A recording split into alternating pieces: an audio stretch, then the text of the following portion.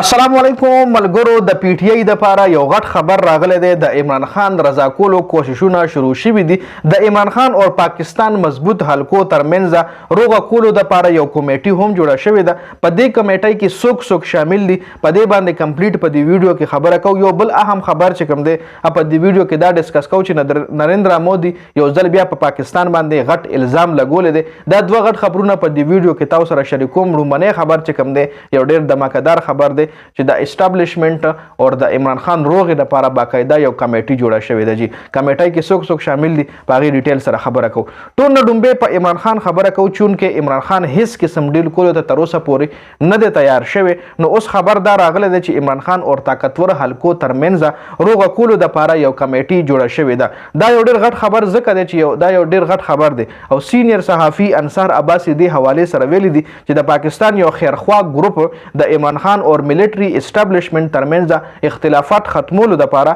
کوششونه شروع کړي دي جی دا ګروپ په صرف د عمران خان او اسټابلیشمنت ترمنځ کشیدګي نه ختمي بلکې نور به هم د پاکستان څومره هم سیاسي جماعتونه دي هغه ته به هم دا وایي چې تاسو ټول د عوامو او د پاکستان لپاره رايوځای شئ او تاسو په یو بینچ باندې کینئ او د پاکستان او د پاکستان د عوامو سوچ وکړئ جی دې ګروپ کې سینیر سیاستدانان هم موجود دي چې هغه غیر جانبدار دي مطلب که سینیر په پاست کې هغه د هرې پارټۍ سره تعلق لرلو خو دې ګروپ کې په دې وجه شامل شوي دي چې دې ګروپ کې به هغه نیوټرل وي جي بل په دې ګروپ کې ریټایر جنرال هم شامل دي او نور هم څه اهم شخصیت دي چې د دې ګروپ حصه به جوړیږي راتلونکي ټایم کې او راتلونکي ورځو کې به دې حوالې سره ډېر واضح خبرونه تاسو له په مین سټریم میډیا باندې هم ملاویږي جي د دې کمیټۍ حوالې سره جي اوس چې دویم کوم غټ خبر دی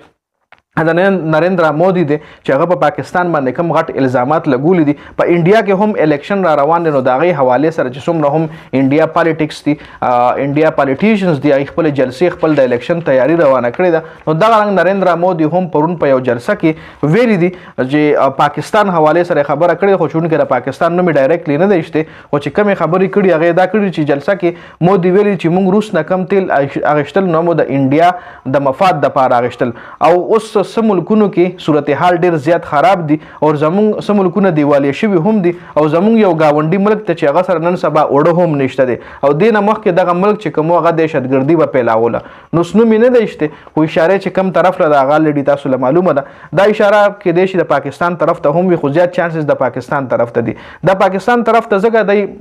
مطلب دی انټي پاکستان ځکه بیانات جاری کوي تاسو له دې معلومه چې په انډیا کې څومره هم خلک دي هغه خلکو سره مینه کوي کم سړی چې انټي پاکستان وي هندوان سپیشلی تاسو به کتلی وي کرکټرز چې کوم دي یا فلمي هیروګان دي یا سیاستدان دی خو ضرور پاکستان پسې خبره کوي او کرکټرز تاسو به کتلی چې هم پاکستان پسې خبره کوي سپیشلی پکې عرفان پټان شو محمد شامی شو د انډیا د عوامو مینه ځان سره زیاتولو دپاره د پاکستان خلاف څه ناڅه بیان ضرور جاری کوي دې نه علاوه سني دیول فلمي هیرو مثال بدل زه درکم سني دیول چې کله غدار 2 فلم اوس ریلیز کېدو نو هغې نه مخکې د پاکستان خلاف څه بیانات جاری کړي وو د خپل فلم پروموشن دپاره چې د ما فلم زیات خلک په انډیا کې وګوري او هیټ شي جي نو دا د انډیا چې څومره هم سیاستدانان دي څومره هم فلمي هیروګان دي یا کرکټرز دي نو هغوی د عوامو مینه ځان سره زیاتولو دپاره څه ناڅه بیان د پاکستان خلاف ضرور کوي په دې جلسو کې به تاسو وګورئ چې دا سیاستدانان به د پاکستان خلاف بکواس کوي د خلکو نه اوټ اخیستلو دپاره جي نو په دې ویډیو کې دا دوه اهم خبرونه د ویډیو کتلو زیاته مننه ویډیو ضرور مخکې ملګرو سره شریکه کړئ والسلام